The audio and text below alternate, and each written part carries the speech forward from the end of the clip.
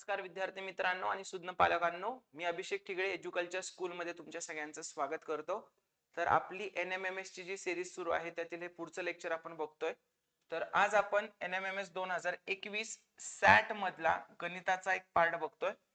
ठीक आहे, तर आधी पण खूप सारे लेक्चर अपलोड झालेले आहेत, इतिहास, भूगोल, नागरिक शास्त्र, मॅथ, परत गणिताचेच एक दोन लेक्चर आधी अपलोड झालेले आहेत। सगळे तुम्हाला परीक्षेला जाताना नक्की त्याचा फायदा होणार आहे। पहा इकडे काय पहिला प्रश्न, सर्वात लहान नैसर्गिक संख्या कुठली असते रे? एक, नॅचरल नंबर सगळ्यात स्मॉलेस्ट नॅचरल नंबर 1। सर्वात मोठी ऋण पूर्णांक संख्या बिगेस्ट निगेटिव्ह इंटिजर काय असतो? -1। सो -1 त्यांनी काय सांगितलं, त्यांच्यातला फरक सांगितलाय। फरक म्हणजे यांच्यातला फरक तुम्हाला, मग 1 -1 म्हणजे +1, 1 + 1 किती झालं? 2। कळलं? सगळ्यात लहान नैसर्गिक संख्या 1 आणि -1 यांच्यातला फरक किती आहे? 2 चा फरक आहे। नंबर लाईन ने पण आपण शिकून घेऊ। इथं असतं +1 आणि इथं असतं -1। हा फरक कितीचा आहे रे? बघ, 1 कप्पा आणि 2 कप्पे, कितीचा फरक आहे? 2 कप्प्यांचा फरक आहे।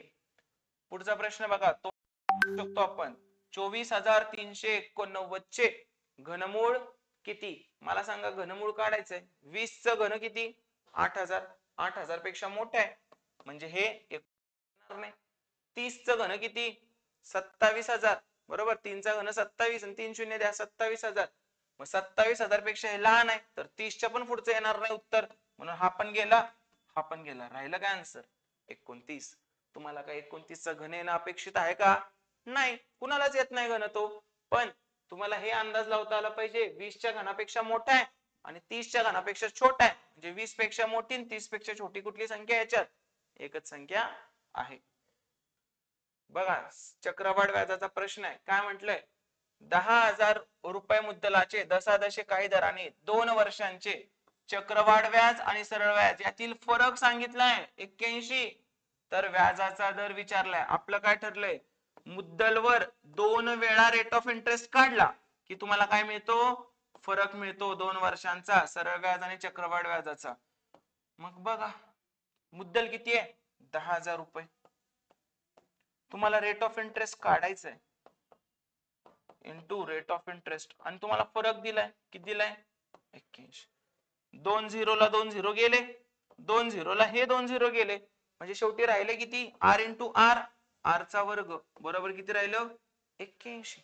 मग r बरोबर किती आलं? 81 चं वर्गमूळ किती येतं रे? 9। आहे का ऑप्शन? Option number 3। किती इझी पद्धतीने केलं आपण, काहीतरी अवघड होतं का याच्यात? काहीच अवघड नव्हतं। पुढे चला, हा एक प्रश्न आहे, कसं करतो आपण? x अधिक 9 एका ब्रॅकेट मध्ये आणि दुसऱ्या ब्रॅकेट मध्ये x वजा 7। पहिल्यांदा या x ने x ला गुणतो, किती आलं? x ने x ला गुणलं x वर्ग। परत या x ने वजा 7 ला गुणतो, किती येणार? x गुणिले वजा 7 वजा 7x। परत 9 ने x ला गुणतो, किती येणार? अधिक 9x। आणि 9 ने 7 ला गुणतो, किती येणार? 9 गुणिले वजा 7 वजा 63। मग x वर्ग वजा 7 अधिक 9 म्हणजे किती रे? अधिक 2x आणि हे वजा 63, जसंच्या तसं। काय आलं आन्सर? x वर्ग अधिक 2x वजा 63। x वर्ग अधिक 2x वजा 63, ऑप्शन नंबर 2। कळालं? फक्त गुणाकार करायचा होता। 40 मजूर एक काम 18 दिवसात पूर्ण करतात, तर 36 मजूर तेच काम किती दिवसात पूर्ण करतील? काय कन्सेप्ट आहे आपली? टोटल वर्क बरोबर मॅन इंटू डेज। हे नेहमी काय असतं? कॉन्स्टंट असतं, हे नेहमी सेम असतं। मग पहिल्यांदा मॅन किती आहेत? 40 इंटू डेज किती आहेत? 18 इज इक्वल टू पुढच्यातले मॅन किती आहेत? 36 आणि डेज तुम्हाला काढायचे। कसं करतो मग? इकडचं गुणाकारातलं 36 इकडं भागाकारात येणार। 40 गुणिले 18 छेद 36। 18 एके 18, 18 दुनी 36, बेक बे 20 दुनी 40। तर डेज बरोबर किती आले रे? किती दिवस लागतील?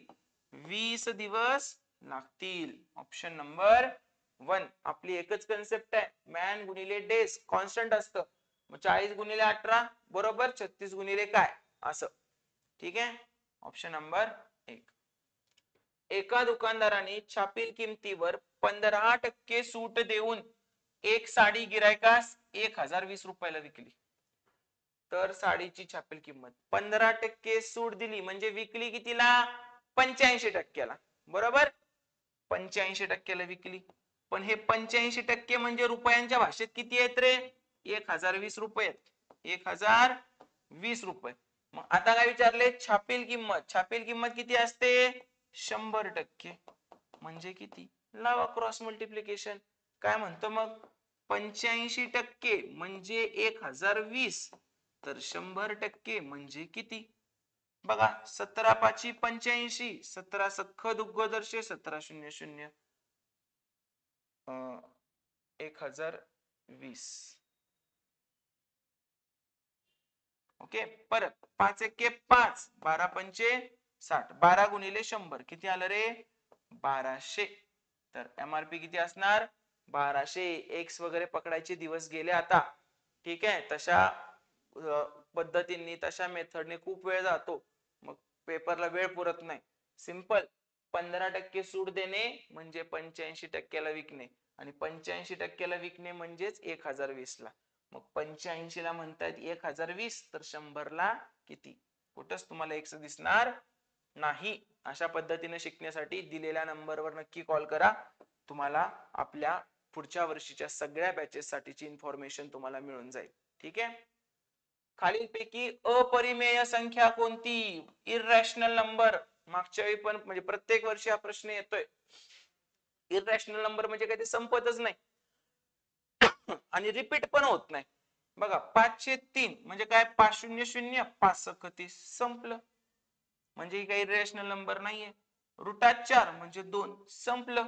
आता हे बघा, हे संपत नाहीये पण रिपीट होतंय, नेहमी हेच फॉलो होणार आहे, त्यामुळे हा पण काही इररॅशनल नंबर नाहीये. हा नाही, हा नाही, हा नाही.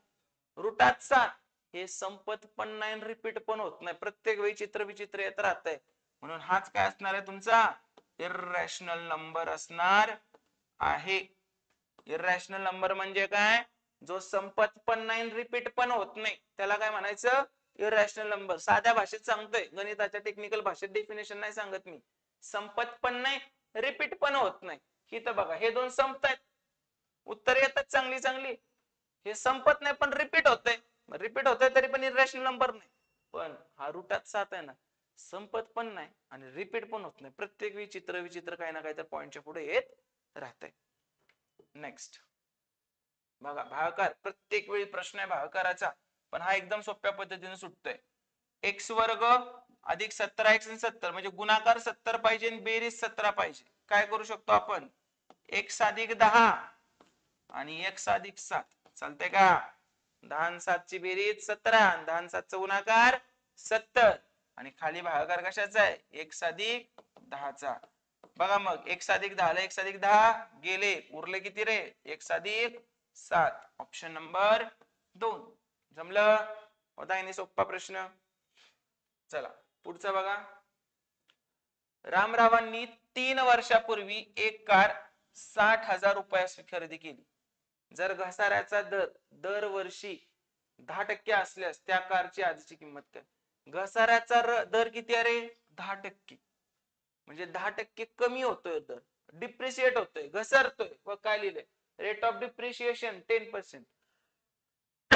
म्हणजे 10% घसरला म्हणजे राहिला किती? 90%. बघा, सुरुवातीची किंमत किती होती 3 वर्षापूर्वी? 60,000 होती. किती? 60,000 होती का? 6 लाख होती वाटतं, 6 लाख होती. पहिल्या वर्षी 10% घसरला म्हणजे राहिला किती? 90%. दुसऱ्या वर्षी पण 10% घसरला म्हणजे राहिला किती? 90%. तिसऱ्या वर्षी परत 10% घसरला म्हणजे राहिला किती रे? 90%. कळलं? मग आता शेवटी किंमत किती होईल आजची विचारले तुला. बघ, 2 शून्याला 2 शून्य गेले, 2 शून्याला 2 शून्य गेले, या एका शून्याला हे एक शून्य गेलं, या शून्याला हे शून्य गेलं. थोडक्यात राहिलंय काय? एवढं सगळं राहिलंय. बघा मग किती येतंय? 9 9 81, 81 गुणिले 9 729 आणि 729 गुणिले 6. 729 गुणिले 6 96 54 5 आले 6 दुनी 12 आणि 5 17 6 सत्ते 42 आणि 1 43 आणि हे 1 आणि 2 शून्य 1 आणि 2 शून्य म्हणजे किती राहिलं रे 4,37,400. Option number 1. काय करायचं होतं 10% घसरलं 90% राहते असं 3 वेळा. एक्स वगैरे नाही पकडायचं. ठीक आहे चलो. एम क्यूब प्लस 27 चे अवयव काय काय असतं आपलं ए क्यूब प्लस बी क्यूब. कसं करतो आपण पहिल्यांदा इथं जे चिन्ह आहे ते लिहून घेतो ए प्लस बी आणि नंतर काय करतो A square minus A B plus B square लिहितो. तसंच इथं ए क्यूबचं काय रे एम क्यूब आहे आणि बी क्यूबच्या ऐवजी 27 कशाचा क्यूब आहे घन आहे 3चा एम क्यूब प्लस 3 क्यूब. मग सगळ्यात पहिल्यांदा काय येणार एम प्लस 3 नंतर काय येणार एम स्क्वेअर मायनस काय येणार 3m आणि प्लस काय येणार 3चा वर्ग 9.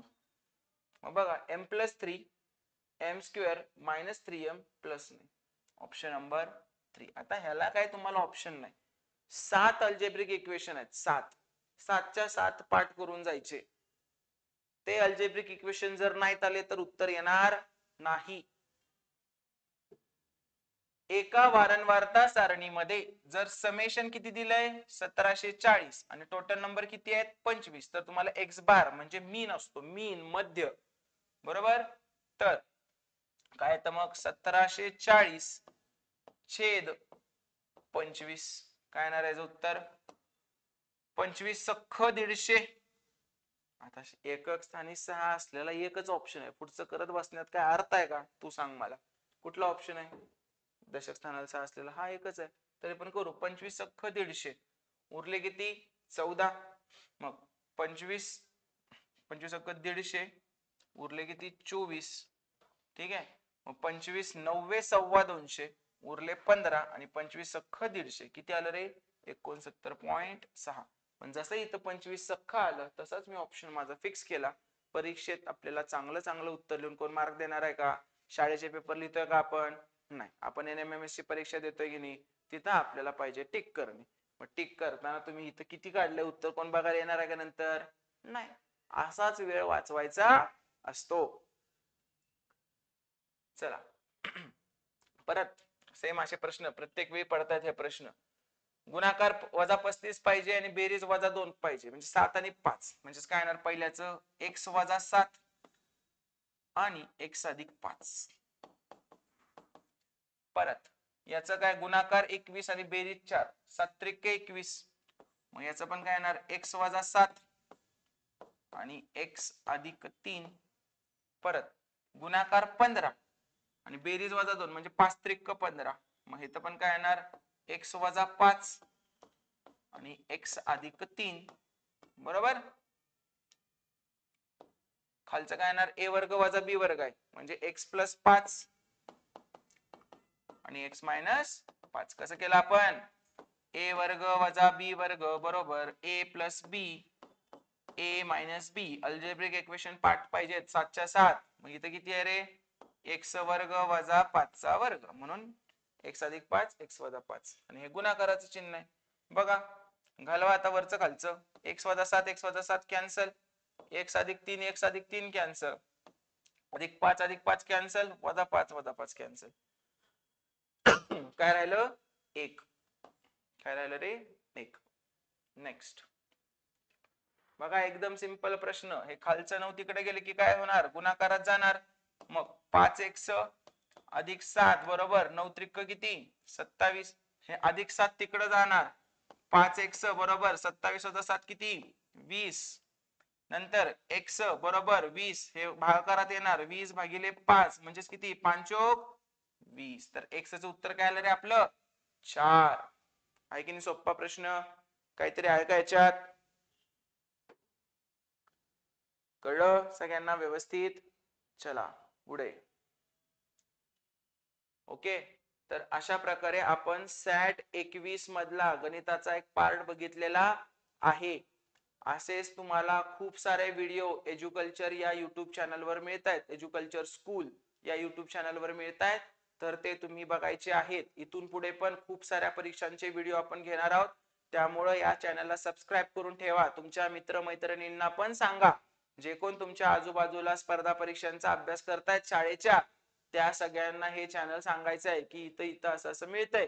आणि तुम्हाला माझ्याकडून डिटेल शिकायचं असेल तर डिस्क्रिप्शन मध्ये माझा नंबर दिलाय, तर त्याच्यावर मला कॉन्टॅक्ट करायचा आहे. ठीक आहे, धन्यवाद.